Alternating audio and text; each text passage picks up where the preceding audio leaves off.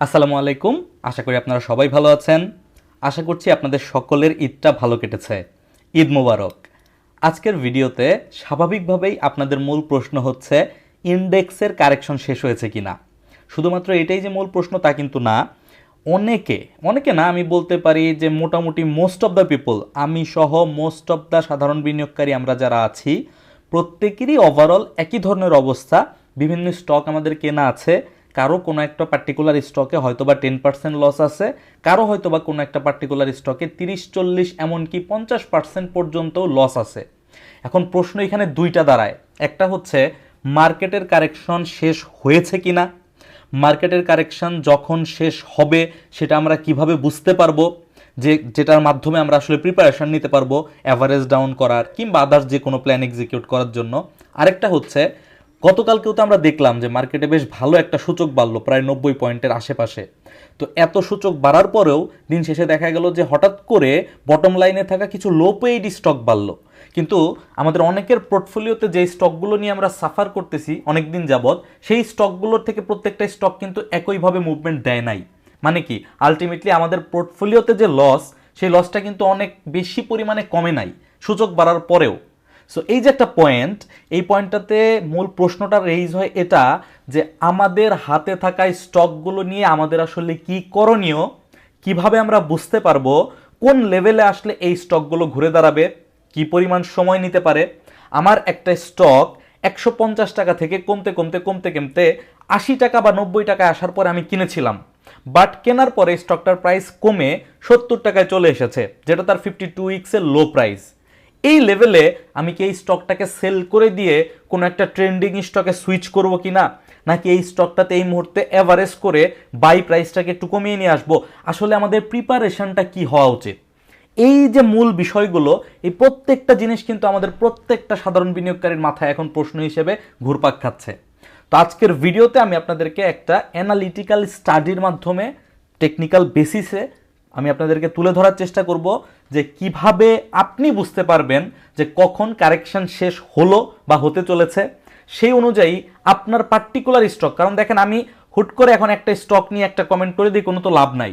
কারণ আপনার হাতে কি স্টক আছে সেটা আমি জানি না, আমার হাতে কোন স্টক আছে সেটাও আপনি জানেন না, আবার অপরজনের কাছে কিন্তু ভিন্ন একটা স্টক আছে।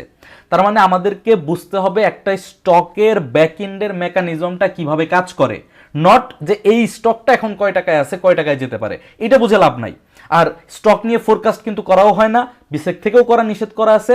সো পার্টিকুলারলি স্টক নিয়ে না, আপনি যদি এই ভিডিওটাকে একটু ইন ডেপথে ঠান্ডা মাথায় পুরোটা দেখেন, আপনি যে কোনো স্টক নিয়ে বুঝতে পারবেন যে কখন ওই স্টকটা ইউটার্ন নেওয়ার সময় হয়েছে এবং কোন লেভেলে আপনার আসলে এভারেজ করা উচিত। সো একটু মনোযোগ দিয়ে ভিডিওটা দেখতে হবে। প্রথমত ইন্ডেক্স নিয়ে যদি বলি, ইন্ডেক্স নিয়ে সর্বশেষ যে ভিডিওটা তৈরি করা হয়েছিল 2 সপ্তাহ আগে, ওই ভিডিওটাতে তখন ইন্ডেক্সের পয়েন্ট ছিল 5252 পয়েন্টের আশেপাশে। ওই সময় দেখানো হয়েছিল যে মার্কেট একটা চ্যানেলের মধ্যে দিয়ে, একটা প্যারালাল চ্যানেলের মধ্যে দিয়ে আস্তে আস্তে ডাউন ট্রেন্ড কন্টিনিউ করে নিচের দিকে যাচ্ছে। তো এইখানে সাপোর্ট নেওয়ার একটা চেষ্টা চলতেছিল। সো আমরা বলেছিলাম যে যদি এইখান থেকে মার্কেট উঠতে পারে এবং উঠার পরে এই প্যারালাল চ্যানেলটাকে ব্রেকআউট করতে পারে, তাহলে আমরা বুঝবো যে ট্রেন্ড চেঞ্জ হওয়ার সম্ভাবনা আছে। যতক্ষণ পর্যন্ত এই প্যারালাল চ্যানেলের ট্রেন্ড লাইনটাকে ব্রেকআউট করতে না পারবে, ততক্ষণ পর্যন্ত ট্রেন্ড পরিবর্তন হয়েছে এরকম মনে করার কোনো সুযোগ নাই। কারণ ইতিপূর্বেও একাধিকবার আমরা মাল্টিপল ছোট ছোট আপ মোমেন্টাম দেখেছি, কিন্তু সেগুলো কিন্তু ট্রেন্ড পরিবর্তন করতে পারে নাই। সো এই ভিডিওতে ইন ডেপথে ইন্ডেক্স সম্পর্কে কিভাবে কি বুঝবেন বলা ছিল।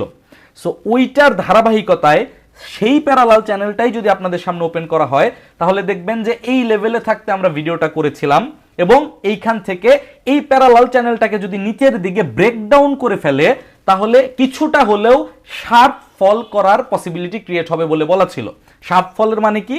শার্প ফলের মানে হচ্ছে এই যে এই লেভেলটাতে মার্কেট যেভাবে পড়েছে, তারপর এই লেভেলটাতে মার্কেট যেভাবে পড়েছে, এই 3 দিন মার্কেট যেভাবে পড়েছে, মানে খারাপ পতন, একটু বেশি মাত্রায় পতন। যদি কোনো কারণে এই ট্রেন্ড লাইনটা ব্রেকডাউন করে, কেন ঘটনাটা ঘটে এটা একটু বোঝার চেষ্টা করেন। আমি বলতেছি বাই চ্যানেল একটা ড্র করা আছে, এটা কোনো ইম্পর্টেন্ট ফ্যাক্ট না। ফ্যাক্ট হচ্ছে এই চ্যানেলটা তো আমি একা বানাই নাই, এই চ্যানেলটা অনেক অ্যানালিস্ট ড্র করে বসে আছে, তারা দেখতেছে এই চ্যানেলের মধ্যে দিয়ে মার্কেট চলতেছে। তো যখনই এই চ্যানেলটা নিচের দিকে ব্রেকডাউন করবে, অনেক মানুষই কিন্তু রিয়েলাইজ করতে পারবে যে এই যে একটা স্টপ লস ট্রিগার হলো, মার্কেট এইবার আরেক দফায় নিচের দিকে যেতে পারে। সো ওই সময় অনেকের মধ্যেই সেল ডিসিশন চলে আসে, অনেকের মধ্যে আসে, আপনার আমার মধ্যে নাও আসতে পারে। সো এই সমস্ত কারণে দেখা যায় তখন ফলের পরিমাণটা একটু বেশি হয়। এনিওয়ে, বাট পরবর্তীতে যেটা হয়েছে এইটা কিন্তু আমরা ব্রেকডাউন করি নাই। একটা ক্যান্ডেলের বডি ক্লোজিং বেসিসে, আমি আপনাদেরকে জুম করে দেখাচ্ছি, একটা ক্যান্ডেলের বডির একটা অংশ ক্লোজিং বেসিসে আমাদের এই প্যারালাল চ্যানেলের নিচে ক্লোজ দিয়েছিল। যদি এই ধরনের সিচুয়েশন ক্রিয়েট হয় তখন নিয়ম হচ্ছে আমাদেরকে একটা রেঞ্জ তৈরি করতে হবে, একটা বক্স অথবা উপরে একটা দাগ এবং নিচে একটা দাগ দিয়ে ওই ক্যান্ডেলটাকে আমাদেরকে মার্কডাউন করতে হবে, যেই ক্যান্ডেলটা প্যারালাল চ্যানেলকে ব্রেকডাউন করার চেষ্টা করতেছে। এরপর পরবর্তীতে তারপরের দিনই হোক আর 7 দিন পরে হোক, যদি এই ক্যান্ডেলের নিচেও আরেকটা লাল কালারের ক্যান্ডেল ব্রেকডাউন দিয়ে ক্লোজিং দিত, তাহলে আমরা ধরে নিতাম যে মার্কেট এখানে ব্রেকডাউন করেছে, তার মানে কি আরো পতন হতে চলেছে। এটা 1 নাম্বার পয়েন্ট। সেটা ঘটে নাই।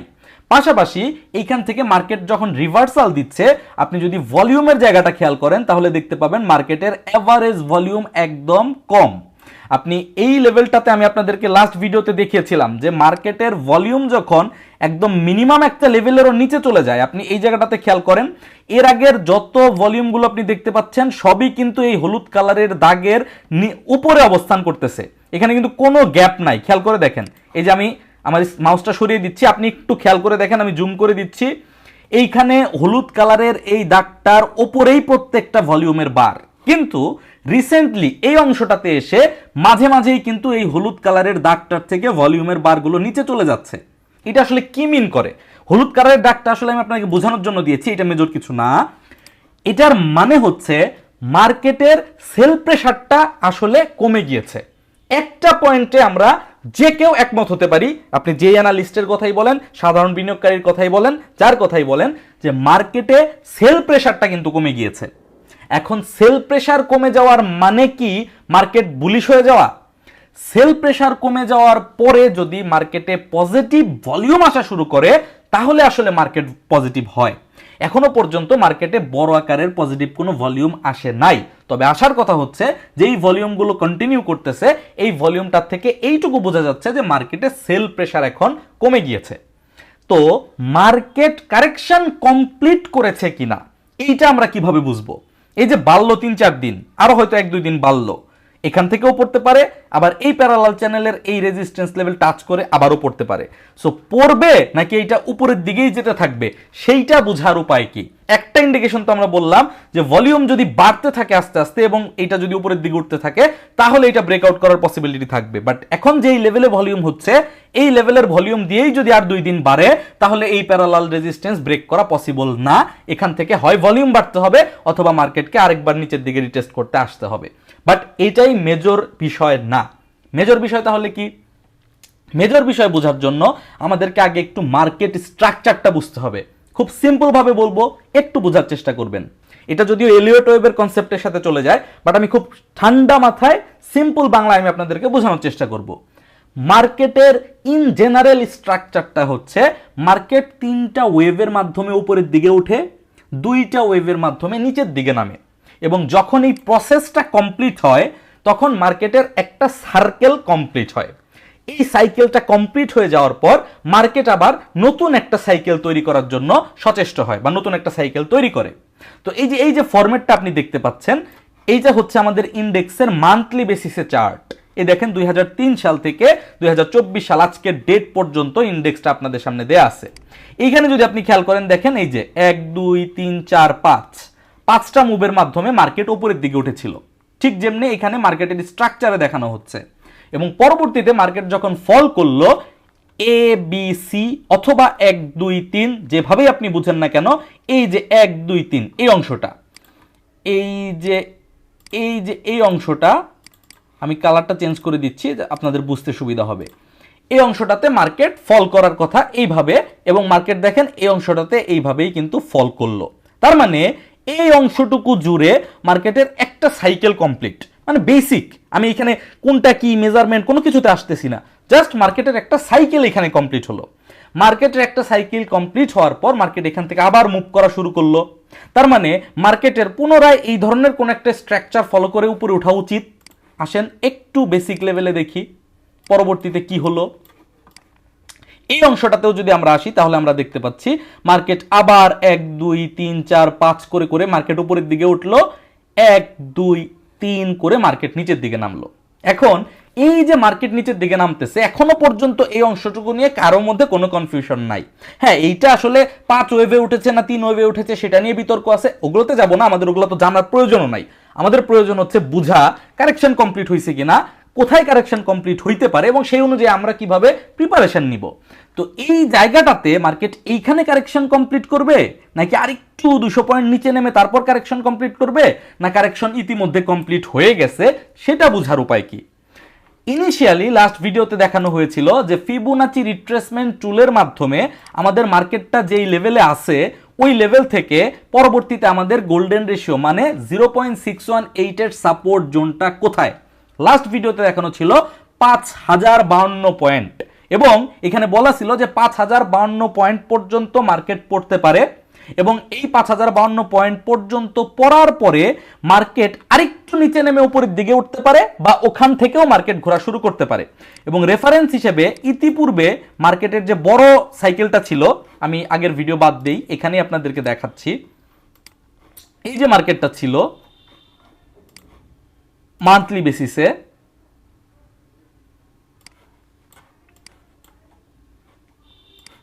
এটা উঠিয়ে দিচ্ছি, এইখানে একটু খেয়াল করে দেখেন, এইখানে যদি আমরা ফিবোনাচি রিট্রেসমেন্ট টুলের মাধ্যমে পুরা মুভটাকে মেজারমেন্ট করার চেষ্টা করি যে কত পার্সেন্ট রিট্রেসমেন্ট সে এখানে দিয়েছিল, তাহলে দেখেন দেখা যাচ্ছে 0.618 পর্যন্ত এসেই সে সাপোর্ট নিয়েছে, কিন্তু পরবর্তীতে আরেকটু নিচের দিকে পড়ে মার্কেট প্রাইস কিন্তু 0.618 থেকে আরো অলমোস্ট 250 পয়েন্টের মতো নিচের দিকে নেমেছিল, যেটাকে আপনি বলতে পারেন যে এই লেভেলটাকে যেহেতু সবাই চিন্তা করে বসে আছে যে এই লেভেলটা থেকে মার্কেট ঘুরবে, সো সবাইকে ভুল প্রমাণিত করার জন্য, কারণ মার্কেটের ধর্মই হচ্ছে সবাইকে সারপ্রাইজ করা, সো মার্কেট এখান থেকে একটা ফলস ব্রেকডাউন দিয়েছিল এবং পরবর্তীতে আলটিমেটলি মার্কেট কিন্তু এখান থেকে উঠে গেছে এবং এরপরে কখনোই আর এই লেভেলের নিচে নামে নাই।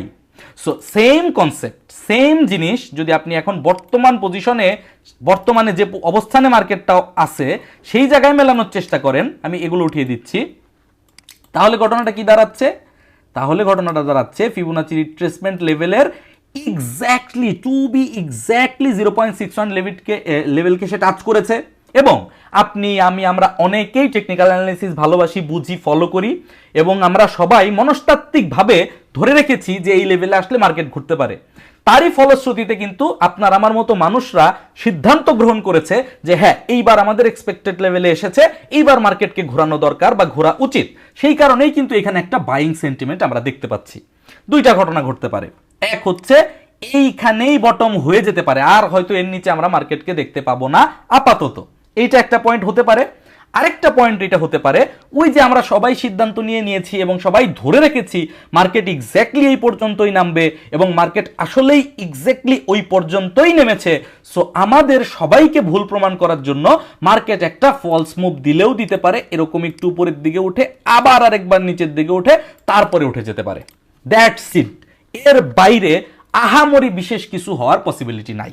এখন মার্কেট উঠার পরে এভাবে খাড়া উপরের দিকে উঠবে নাকি মার্কেট এখান থেকে সাইডওয়েজ মুভমেন্ট করবে, এইটা দেখার বিষয়। এইটা বাংলাদেশের ইকোনমি, কোম্পানিগুলোর ইপিএস এগুলোর উপর নির্ভর করে মার্কেট হয়তো আস্তে আস্তে আস্তে আস্তে সময় নিয়ে এরকম করে উপরের দিকে উঠতে পারে, বাট সেটা কোনো সমস্যা না, কারণ মার্কেটের কারেকশন শেষ হওয়াটা জরুরি। মার্কেটের কারেকশন শেষ হওয়ার পরে মার্কেট যদি খারাপভাবে না উঠে এরকম করে আস্তে আস্তে সাইডওয়েজ করে করে উপরের দিকে উঠতে থাকে, তারপরেও আমরা বিজনেস করতে পারবো, কারণ ফ্লোরের সময় আপনি যদি খেয়াল করেন এই জায়গাটাতেও মার্কেট সাইডওয়েজ প্লে করেছে এবং এই সময়টাতেও কিন্তু বিজনেস করার বা ট্রেডিং করার অপরচুনিটি ছিল, বাট এরকম খারাপ ডাউন ট্রেন্ডে কখনোই আসলে ট্রেড করা যায় না। সো সামারি আপনি নিজেই বুঝে গেছেন, মার্কেট এখান থেকেও ঘুরতে পারে, মার্কেট আরেকবার ফলস একটা ব্রেকডাউন দিয়ে তারপর ফাইনাল ইউটার্নটা নিতে পারে, তবে মার্কেট সাপোর্ট জোনে ঢুকে গেছে। আমি যদি রাফলি ড্র করে দেখাই, এটা মার্কেটের সাপোর্ট জোন, এই জোনের মধ্যে থেকে ইনশাল্লাহ মার্কেট ঘুরে দাঁড়াবে। আমি যদি এই লেভেলে আপনাকে বোঝানোর জন্য দেখাই, তাহলে এই যে জায়গাটা, এই জায়গাটা থেকে এই জায়গাটা পর্যন্ত, এক্স্যাক্টলি এই জায়গাটা হচ্ছে মার্কেটের ফাইনাল সাপোর্ট জোন। মার্কেট এই যে লেভেলে অলরেডি ঢুকছে, সো এখান থেকে উঠে গেলে কোনো সমস্যা নাই। আর এখান থেকে আমাদেরকে ভুল প্রমাণিত করার জন্য হলেও আরেকবার নিচের দিকে ব্রেকডাউন দিয়ে তারপর ইউটার্ন নিতে পারে, তবে এটার নিচে যাওয়ার পসিবিলিটি খুবই খুবই কম টেকনিক্যাল চার্ট অনুযায়ী। হ্যাঁ, এই যে কথা বললাম এতেও কিন্তু খুব ক্লিয়ার হয়ে গেল না যে আসলে কবে আমরা ধরতে পারবো মার্কেট ঘুরছে কিনা। আরো ক্লিয়ারিফাই হইতে হবে, আরো ক্লিয়ারিফাই হওয়ার উপায়ও আছে, সেটাও আমি আপনাদেরকে বুঝিয়ে দেওয়ার চেষ্টা করতেছি। মার্কেট আসলে কিভাবে কাজ করে এখন যে অংশটা বলবো একটু মনোযোগ দিয়ে শুনবেন, কারণ এই জিনিসটা শুধুমাত্র ইন্ডেক্সের সাথে কিন্তু রিলেটেড না। আপনার হাতে এই মুহূর্তে 5-7টা স্টক আছে, আমার হাতেও কিন্তু 5-7টা স্টক আছে, কারো কাছে 20টাও থাকতে পারে, 30টাও থাকতে পারে।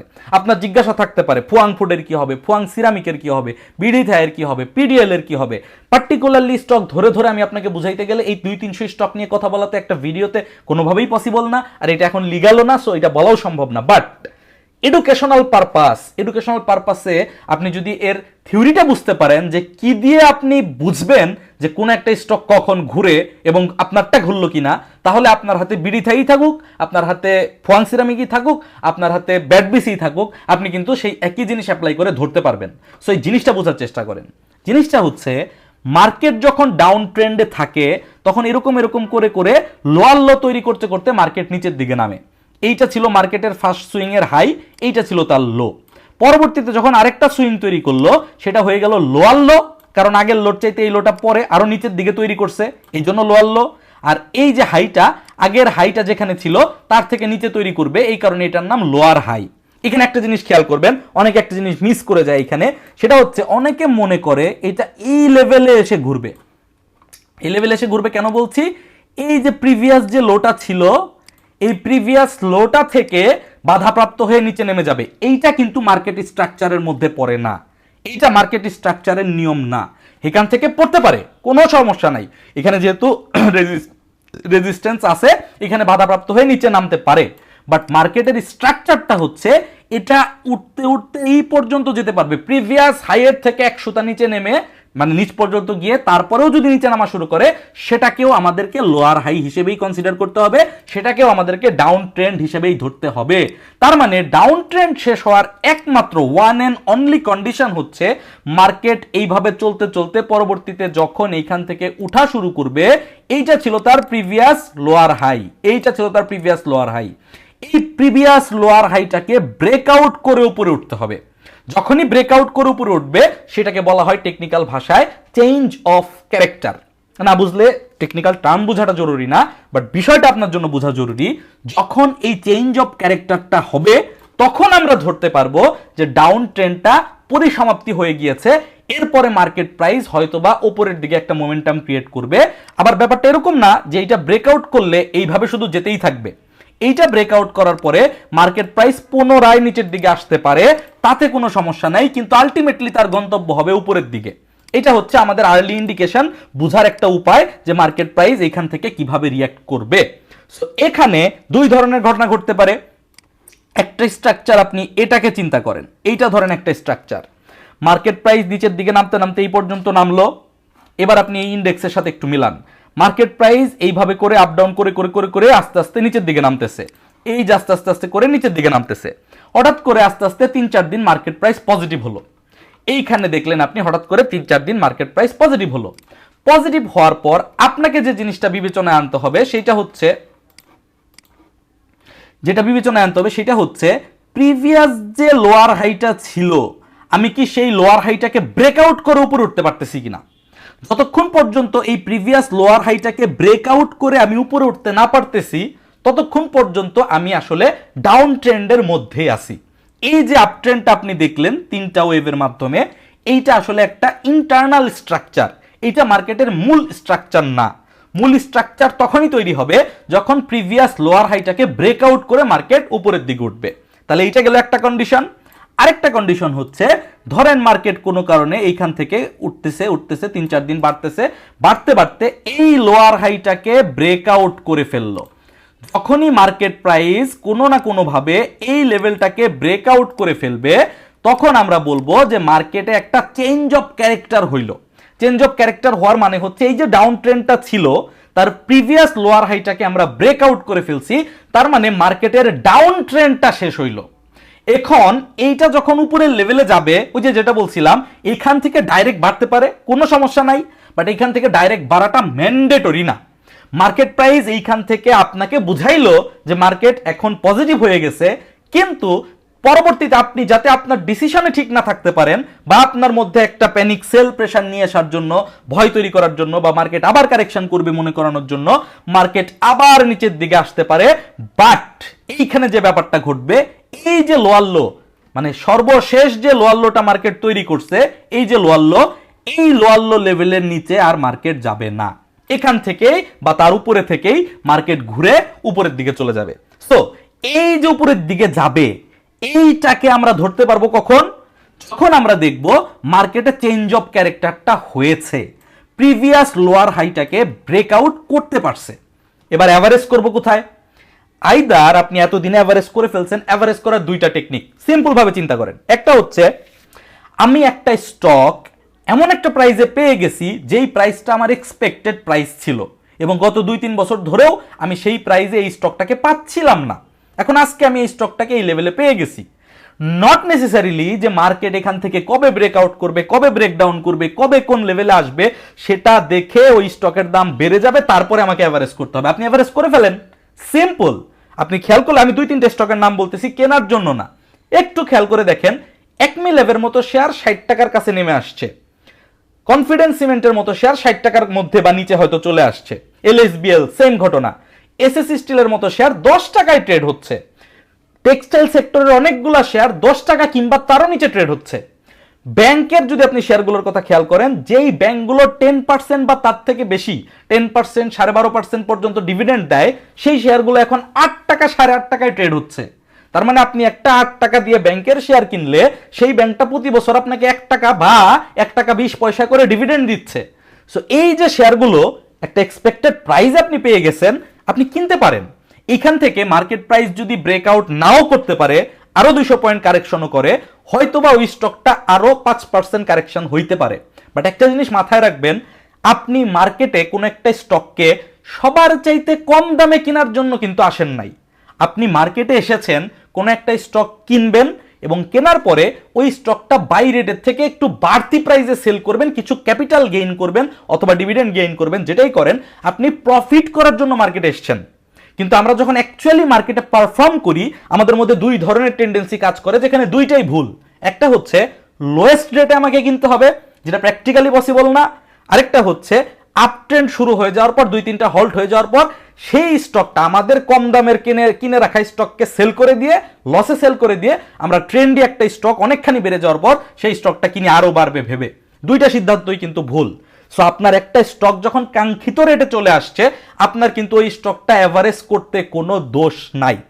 আমি 5000, ওই যে পয়েন্টটা আপনাদেরকে দেখালাম, ফিবোনাচির 0.618 লেভেল, ওই লেভেল টাচ করার পর ব্যক্তিগতভাবে আমি আমার অনেকগুলো স্টককে একবার অ্যাভারেজ করে ফেলছি। হ্যাঁ, আমি আরেকবার অ্যাভারেজ করার জন্য প্রিপারেশন নিয়ে রাখছি। আমার যতটুকুই ফান্ড ছিল অ্যাভারেজ করার, সেটাকে আমি 2 ভাগে ভাগ করছি। একটা অ্যাভারেজ আমি করে ফেলছি মার্কেট লাস্ট যে লোটা তৈরি করছে 6050-এর আশেপাশে, সেই লেভেলটাতে, সেই লেভেলটা সরি 5050-এর আশেপাশে, ওই লেভেলটাতে আমি একটা অ্যাভারেজ করে ফেলছি। বাকি অ্যাভারেজটা যদি মার্কেট ব্রেকআউট করতে পারে পরবর্তীতে সিদ্ধান্ত নিব, অথবা মার্কেট যদি এই লেভেলটা থেকে ফল করে, অর্থাৎ এইরকম কোনো কিছু ঘটে, মার্কেট যদি 4800 লেভেলের আশেপাশে আসে, এসে যদি ইউটার্ন নেয় এবং তখনও যদি এরকম একটা ব্রেক অফ স্ট্রাকচার করতে পারে, কারণ মার্কেট যখন নিচের দিকে পড়বে, এভাবেই পড়ুক না কেন, মার্কেট এইখান থেকে পড়ার সময় তো এইখানেও একটা সুইং তৈরি করে তারপরে পড়বে, তাই না? সো এইখান থেকে যখন আবার উঠবে, তখন এই লেভেলটাকে পার করলে আমি ধরে নিব যে এইখানে একটা ব্রেক অফ স্ট্রাকচার হয়ে গেছে, এই যে এই লেভেলটাকে পার করলে। সো এই ব্রেক অফ স্ট্রাকচারটা হওয়া পর্যন্ত আমাকে অপেক্ষা করতে হবে। আমি কোনো জ্যোতিষী না, আপনিও কোনো জ্যোতিষী না, কোনো অ্যানালিস্টই কোনো জ্যোতিষী না যে ব্রেক অফ স্ট্রাকচার হওয়ার আগেই সে গ্যারান্টি দিয়ে আপনাকে বলে দিল যে মার্কেট প্রাইস এখান থেকেই উঠে যাবে। ওইটা জাস্ট একটা কাকতালীয় কথা, হইতেও পারে নাও হইতে পারে। এরকম টেকনিক্যাল অ্যানালিসিসের একটা নিয়ম আছে, নিয়মটা পরিপূর্ণ না হওয়ার আগ পর্যন্ত আমি প্রেডিকশন করে সেই প্রেডিকশনের ইয়েস নোর কোনো ভিত্তি কিন্তু নাই। সো আমাদেরকে আগে এই কনফার্মেশনটা পেতে হবে যে এইখানে লোয়ার হাইটাকে ব্রেক করে মার্কেট স্ট্রাকচারের পরিবর্তনটা ঘটে কিনা। এবার আপনার হাতে যেই স্টকটাই থাকুক, প্রতিটা স্টকের ঘটনাই কিন্তু সেম। প্রতিটা স্টক এরকম লোয়ার লো করে করে লোয়ার লো করে করে নিচের দিকে নামছে। এবার আপনি দেখেন আপনার স্টকটা প্রিভিয়াস লোয়ার হাই যেটা তৈরি করছিল সেটাকে ব্রেকআউট করতে পারছে কিনা। ব্রেকআউট করলেই আপনি সাথে সাথে এভারেজ করেন না। সাধারণত যেই ঘটনাটা ঘটে, যেই লেভেল থেকে মার্কেট প্রাইস ঘুরে দাঁড়ায়, রিভার্সাল করে, সেই লেভেলে একটা ডিমান্ড জোন ক্রিয়েট হয়। সেই লেভেলে একটা ডিমান্ড জোন ক্রিয়েট হয়। হতে পারে একটা বুলিশ এনগালফিং ক্যান্ডেল এখানে তৈরি হয়েছে, হতে পারে একটা বুলিশ পিনবার ক্যান্ডেল এখানে তৈরি হয়েছে, হতে পারে এখানে পিয়ার্সিং লাইন ক্যান্ডেল, কোন একটা পজিটিভ বুলিশ ক্যান্ডেল যেগুলো আছে আর কি, সেগুলো তৈরি হয়ে মার্কেট প্রাইস এইখান থেকে বাড়া শুরু করে। যতক্ষণ পর্যন্ত মার্কেট প্রাইস এই লেভেলটাকে পার করতে পারবে না, ততক্ষণ পর্যন্ত এইটা কোনো ভ্যালিড ডিমান্ড জোন ক্রিয়েট হবে না, কারণ এখান থেকে মার্কেট প্রাইস আবার ফল করতে পারে। বাট যখন যেই মুহূর্তে মার্কেট প্রাইস এখানে ব্রেকআউটটা করে ফেলবে, অর্থাৎ চেঞ্জ অফ ক্যারেক্টারটা ঘটে যাবে, তখন এই লেভেলটাকে কিন্তু একটা ভ্যালিড ডিমান্ড জোন হিসেবে আমরা ধরবো। কারণ যেই লেভেলটা থেকে বাড়া শুরু করে মার্কেট প্রাইস ক্যারেক্টারটাকে চেঞ্জ করলো, সেই লেভেলটাতেই কিন্তু এইখানটাতে আপনার ডিমান্ড জোন ক্রিয়েট হইল। সো সাধারণত মার্কেট প্রাইস পরবর্তীতে নিচের দিকে সেই ডিমান্ড জোনে আরেকবার রিটেস্ট করার জন্য আসে এবং সেই ডিমান্ড জোনের আশেপাশে এরিয়া থেকে মার্কেট প্রাইস আলটিমেটলি উঠে যায়। সো মার্কেট প্রাইস যদি এখানে পজিটিভলি ব্রেকআউট দিতে পারে, সাথে সাথে আপনার এভারেজ করার দরকার নেই, কারণ এখান থেকে যদি এইভাবে উঠে যায় তাহলে যেই দামে কিনছেন হয়তোবা মার্কেট নিজেই আপনাকে সেই দামে পৌঁছে দিবে, তাহলে আপনাকে উচ্চ মূল্যে এভারেজ করতে হলো না। কিন্তু যখন আপনি দেখলেন মার্কেট এখানে ব্রেকআউট করছে এবং আপনি অপেক্ষা করতেছেন পরের বার যখন ওই ডিমান্ড জোনের আশেপাশে আসবে, যদি আসে, আসার পসিবিলিটি বেশি থাকে, সো ওই লেভেলের আশেপাশে এই জায়গাটাতে আপনি তখন এভারেজ ডাউন করবেন। ফর এক্সাম্পল, এই লেভেলে আপনার একটা স্টকের দাম ছিল 30 টাকা, আপনি কিনছিলেন 45 টাকা দিয়ে, আপনি এখনো এভারেজ করেন নাই। এই পর্যন্ত আস্তে আস্তে 30 টাকা থেকে বেড়ে 35 টাকা হয়ে গেছে, ব্রেকআউট করার পর 38 টাকা হয়ে গেছে। এবার আপনি 30 টাকায় এভারেজ করলেন না, এখন আপনি 38 টাকা এভারেজ করবেন, আপনার খারাপ লাগবে না? কারণ আপনার কেনা দামই তো 45, আর কিছু বাড়লে তো আপনার কেনা দামই চলে যাবে। সো 38 টাকায় আপনার এভারেজ করার প্রয়োজন নাই। আইদার আপনি 30 টাকায় অলরেডি চিপ রেটে পেয়ে গেছেন, সো কিনে ফেলছেন, এরপর মার্কেট প্রাইস যদি আরেকবার একটু নিচের দিকে নামে, ওই স্টকটা যদি 27 টাকায় যায়, আপনার কিছু যায় আসে না, কারণ আপনি ভ্যালিড প্রাইসে কিনছেন, আপনার এভারেজ রেটটা কমে গেছে। যখন মার্কেট ঘুরবে টুডে অর টুমরো, তখন আপনি প্রফিটে যাবেন। এটা যদি না হয়ে থাকে তাহলে এই 38 টাকায় যাওয়ার পরেও আপনার এভারেজ করার প্রয়োজন নাই। মার্কেট প্রাইস আপনাকে আরেকটা সুযোগ দিতে এইখানে ভ্যালিড ডিমান্ড জোনে টাচ করতে আসতে পারে। সো ওই সিচুয়েশনে আপনার ওই 38 টাকার স্টকটা আপনি আবার 30 টাকায় না পাইলেও 32-33 টাকায় পেতে পারেন। সেই সময়টা হবে আপনার পারফেক্ট এভারেজ করার টাইম। যে কোনো স্টকের ক্ষেত্রে এই সেম ফর্মুলাতে আপনি এভারেজ করার জোন খুঁজে পাবেন। আর একটা জিনিস তো বললামই যে আপনি এসএসসি স্টিল 10 টাকার নিচে পাচ্ছেন, আপনি টেক্সটাইলের একটা শেয়ার, এই বছর ইপিএস খারাপ বাট গত বছর 10% ডিভিডেন্ড দিছে, আপনি 10 টাকা 11 টাকা 9 টাকায় পাচ্ছেন, এরকম শেয়ার তো আপনার কিনতে কোনো ক্ষতি নাই। কেনার পরে যদি আর 1 টাকা কমে তাতেও আপনার কোনো ক্ষতি নাই, কারণ আলটিমেটলি সে বাড়বে। এইবার একটু বোঝার চেষ্টা করেন, অনেকেরই প্রশ্ন যে একটা স্টক আমি 80 টাকা দিয়ে কিনছিলাম, স্টকটার প্রাইস ছিল 150 টাকা, অর্ধেক হওয়ার পরে আমি 80 টাকা দিয়ে কিনছিলাম, অথচ দুঃখের কথা হচ্ছে মার্কেট এতই খারাপ অবস্থা, স্টকটা এখন 50 টাকায় চলে আসছে, আমার প্রায় 50% লস। এটা কিন্তু অনেকেরই কন্ডিশন বর্তমানে, কারণ আপনি কিনছেন কিন্তু খুব খারাপ দামে না, আপনি ফ্লোর ছাড়ার পরে মার্কেট প্রাইস কারেকশন করার মাঝখানে আপনি কিনছেন, তার মানে ফ্লোরের থেকেও কমে আপনি কিনছেন, কিন্তু কেনার পরেও আপনি 30-40% লসে পড়ে গেছেন। তাহলে এইটার উপায় কি? এটার ওষুধটা কি? সলিউশনটা কি? এইটা বোঝার জন্য আপনাকে এই যে মার্কেট স্ট্রাকচারটা, এই জন্য বলেছিলাম, মার্কেট স্ট্রাকচারটা নিয়ে কেন কথা বলছিলাম, মার্কেট দেখেন কিভাবে কাজ করে। একটা স্টক এইভাবে এইভাবে এইভাবে এভাবে এইভাবে করে বাড়ে, এরপর এইভাবে এইভাবে এইভাবে করে কমে। ধরেন এইটা একটা স্টকের সার্কেল। এবার এই স্টকটাই আপনি যে কোনো স্টক হইতে পারে, ধরেন এই লেভেলে থাকতে স্টকটার প্রাইস ছিল 30 টাকা, এই লেভেলে থাকতে স্টকটার প্রাইস ছিল 30 টাকা, স্টকটা আস্তে আস্তে ধাপে ধাপে বাড়ছে, এই লেভেলে যেতে যেতে স্টকটার প্রাইস হয়ে গেছে 50 টাকা, এই স্টকটাই পরবর্তীতে এই লেভেলে যেতে যেতে তার প্রাইস হয়ে গেছে 80 টাকা, এবং ফাইনালি এই স্টকটা যখন তার পিকে ছিল, পিক টাইমে ছিল, তখন এই স্টকটার প্রাইস ছিল 150 টাকা। ওকে, এবার আমাদের সাথে ঘটনাটা কি ঘটছে, এই 150 টাকা থেকে মার্কেট প্রাইস কমছে, কমতে কমতে এই লেভেলে যখন আসছে তখন মার্কেট প্রাইস হচ্ছে 100 টাকা, তাও আমরা হয়তো বা কিনি নাই, কথার কথা, এটা ধরেন কিনেন নাই, এরপর মার্কেট প্রাইস পড়তে পড়তে এই লেভেলে এসে এই স্টকটার প্রাইস ছিল 80 টাকা, এবং আপনি দেখছেন যে আজ থেকে 2 বছর আগে স্টকটার প্রাইস ছিল 80 টাকা, বর্তমানে স্টকটার প্রাইস 80 টাকা, এবং এইটা একটা শক্ত সাপোর্ট জোন, এখানে আপনি একটা সাপোর্ট জোন দেখতে পাচ্ছেন ইতিপূর্বে। সো আপনি খুব ভালোভাবে দেখে শুনে বুঝে 80 টাকায় কিনছেন, আপনার এখানে বিশেষ কোনো ভুল নাই। মার্কেট কারেকশনের কারণে, মার্কেটের অতিরিক্ত কারেকশনের কারণে মার্কেট প্রাইস পরবর্তীতে কি করলো, মার্কেট প্রাইস দেখা গেল এই সাপোর্টটাতে কাজ করলো না, এবং পরবর্তীতে মার্কেট প্রাইস এই লেভেলটাতে চলে আসলো, এই 50 টাকার লেভেলটাতে চলে আসলো। এখানে আপনি একটা জিনিস খেয়াল করে দেখেন, আপনি চিন্তা করতেছেন 150 টাকার স্টক 80 টাকা হওয়ার পরে আমি কিনছি, তার মানে আমি কিন্তু অর্ধেক কমে যাওয়ার পরেই কিনছি, কিন্তু একটু ব্যাক এন্ডে খেয়াল করে দেখেন স্টকটা আলটিমেটলি 30 টাকা থেকে 150 টাকা হয়েছিল, তার মানে স্টকটা কিন্তু বাড়ছিল 5 গুণ, আর অর্ধেক হওয়ার পরে আপনি কিনছেন, তার মানে আপনি সময়ের হিসাবে, বর্তমান সময়ের হিসাবে ডিসকাউন্টেড প্রাইসে কিনছেন, বাট স্টকটার লাইফ সাইকেল যদি আপনি চিন্তা করেন তাহলে কিন্তু আপনি স্টকটা তার বটম প্রাইসে কিনতে পারেন নাই। স্টকটা ম্যাচিউর, ধরেন এটা ছিল একদম বাচ্চাকাল, এটা যুবককাল, এটা যৌবনকাল, এটা বয়স্ককাল, এখান থেকে কারেকশন দিয়ে দিয়ে দিয়ে দিয়ে আবার সে বাচ্চাকালে ফিরে আসছে। এখন বুঝার বিষয় যেটা, সেটা হচ্ছে ধরে নেন কথার কথা যে মার্কেট প্রাইস এইখানে তার কারেকশন শেষ করলো, এই স্টকটা তার কারেকশন এখানে শেষ করলো, এখানে পুরাটা একটা সাইকেল বলতে পারেন, একটা লাইফ সাইকেল, একটা স্টকের লাইফ সাইকেল। ওই যে ইন্ডেক্স আমরা দেখাইলাম না যে এখানে একটা লাইফ সাইকেল কমপ্লিট করছে, এরপর এখানে আবার একটা লাইফ সাইকেল চলতেছে, যেইটার ডাউন ট্রেন্ডটা কমপ্লিট হওয়ার পথে। ইতিপূর্বে যখন এই লাইফ সাইকেলটা এখানে কমপ্লিট হয়েছিল, হওয়ার পরে কিন্তু একটা আপ ট্রেন্ড শুরু হয়েছিল, কারণ কি প্রিভিয়াস সাইকেলটা শেষ, এবার নতুন সাইকেলের জন্য যাত্রা করতে হবে। সো একটা স্টক যেটা আপনার ফুল লাইফ সাইকেল কমপ্লিট করে বটমে 50 টাকায় চলে আসছে, আপনি চিন্তা করতেছেন অলরেডি 30% লসে আছি, এটাকে সেল করে দিয়ে সুইচ করব নাকি এটা নিয়ে হোল্ড করব নাকি অ্যাভারেজ করব, কতদিন অপেক্ষা করতে হবে, কারণ কি এই স্টকটা কমলে হয়তো আর এইটুকু কমতে পারে, মানে 50 থেকে হয়তো 40 হইতে পারে, নাও হইতে পারে। এখন একটা স্টক 150 টাকা থেকে 50 টাকায় আসলে আপনি সহ্য করলেন, আর 50 টাকা থেকে 45 টাকায় যাবে, আপনি সহ্য করতে পারবেন না। ব্যাপারটা এই জায়গায় ইম্পর্টেন্ট যে ফ্যাক্ট, সেটা হচ্ছে এই লাইফ সাইকেল কমপ্লিট হওয়ার পর এই স্টকটার কিন্তু নতুন লাইফ সাইকেল শুরু হবে, হতে বাধ্য, সেটা সময় নিয়ে হোক আর খুব দ্রুত সময়ের মধ্যে হোক। সো এই স্টকটা কিন্তু এর পরের বার যখন ট্রেন্ড শুরু করবে সে কিন্তু এইভাবে যাবে, অর্থাৎ আমি জাস্ট সিম্পল ভাবে যদি বলি, এই স্টকটার পসিবিলিটি আছে অন্তত পক্ষে 150 টাকায় যাবে কিংবা ক্রস করবে। যদি এইটা অনেক বেশি ওভার ভ্যালুড আজে বাজে কোনো শেয়ার, যেগুলো হুটহাট বেড়ে গেছিল, জেড ক্যাটাগরির শেয়ার বা কোনো ডিভিডেন্ড দেয় না, কিছু দেয় না, আপনি ট্রেড করতে গিয়ে ভুলে কিনে ফেলছিলেন, ওরকম শেয়ার না হয়, মিনিমাম ফান্ডামেন্টাল ভ্যালু আছে, পি রেশিও 20-এর আশেপাশে, 50-100-র উপরে না, স্বাভাবিক তার ডিভিডেন্ড দেওয়ার রেকর্ড আছে, অ্যাটলিস্ট 10% ডিভিডেন্ড সে দেয়, ন্যূনতম বেসিক ফাউন্ডেশন যদি স্টকটার থাকে, তাহলে এই স্টকটা এখান থেকে কিন্তু নতুন সাইকেল কমপ্লিট করবে। তাহলে আপনি দেখেন, একটু বোঝার চেষ্টা করেন যে আপনি যদি এই জায়গায় এসে ওই স্টকটা সেল দেন, তাহলে আপনি কত বড় মানে লসে পড়ার পসিবিলিটি আপনার থাকবে।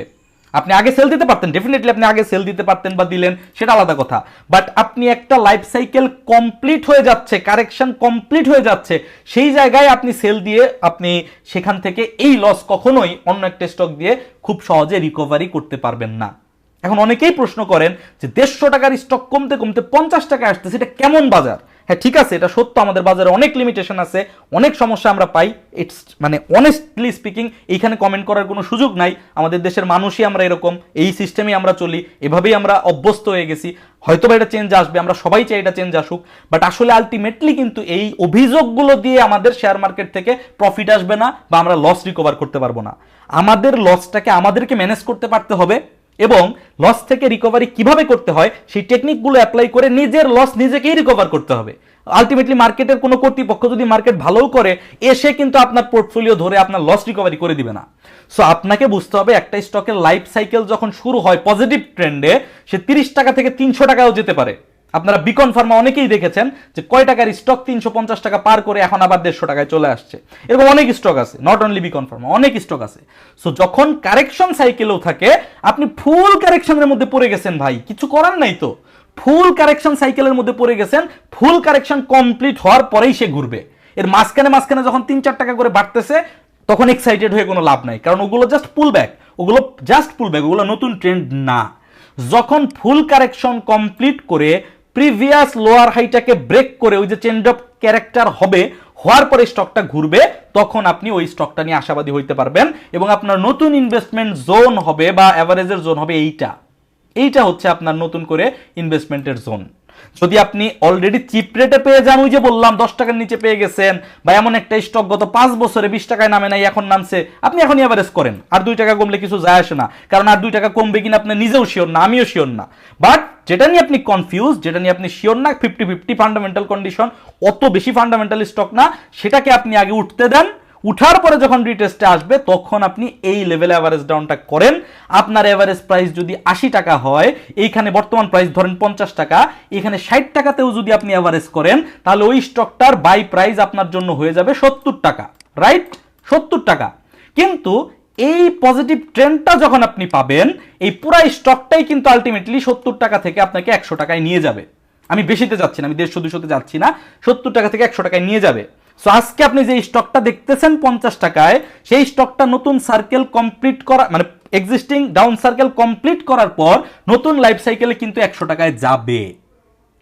এটাই নিয়ম, বাস্তবতা এটাই। আপনি যে কোনো স্টক বের করে তার লাইফ সাইকেলটা একটু চেক করেন, একটু বোঝার চেষ্টা করেন। তবে হ্যাঁ, এইখান থেকে এই পর্যন্ত আসতে হয়তোবা 3 বছর সময় লাগছিল, এইটুকু আসতে ধরেন 1 বছর, এইটুকু 1 বছর, এইটুকু 1 বছর। আবার এইখান থেকে এইটুকু নামতে হয়তো 2 বছর সময় লাগছে। এই যে এবার আপনারা আমাকে ধরে বসবেন, ভাই 2 বছর কোথায় লাগছে, 4 মাসেই তো এতটুকু কারেকশন হইলো। ভাই এই জায়গাটাতে 1.5 বছর আপনারা ফ্লোট দিয়া মার্কেটটারে আটকে রাখছিলেন। এই জায়গাটাতে 1.5 বছর, 1.5টা বছরের উপরে আপনারা ফ্লোট দিয়ে মার্কেটটাকে আটকে রাখছিলেন। সেটাও তো কারেকশনের অংশ নাকি? তখন তো কারেকশন চলতেছিল, রানিং ছিল, তো কারেকশনের মাঝখানের অংশ ছিল না এটা?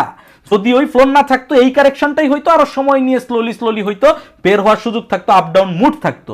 যেহেতু সেই সুযোগ ছিল না, 1.5 বছর আটকে ছিল, ছেড়ে দেওয়ার পর একদম পানির স্রোত যখন আসে তখন সুইচ গেট খুলে দিলে যেভাবে ডাইরেক্টলি পড়ে, সেইভাবে এখন আসলে মার্কেটে ফ্লোর প্রাইজের পরে স্টকের প্রাইসগুলো পড়ছে।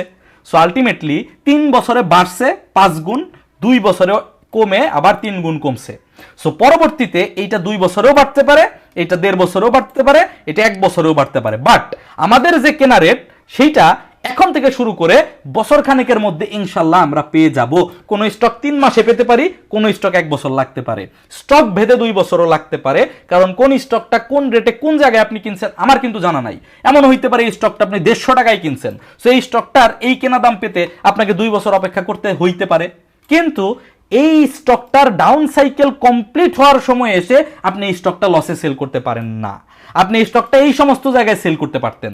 সো এই সমস্ত জায়গায় আপনাকে অ্যাভারেজ ডাউন করে প্রাইসটাকে অর্ধেকে নিয়ে আসতে হবে, এবং পরবর্তী সাইকেল যখন মার্কেটে চলবে তখন আলটিমেটলি কিন্তু আপনার কোয়ান্টিটি বাড়বে, এবং এই কোয়ান্টিটি বাড়ার কারণে যখন প্রফিটে যাবেন আপনি কিন্তু একটা ভালো প্রফিট দেখতে পাবেন।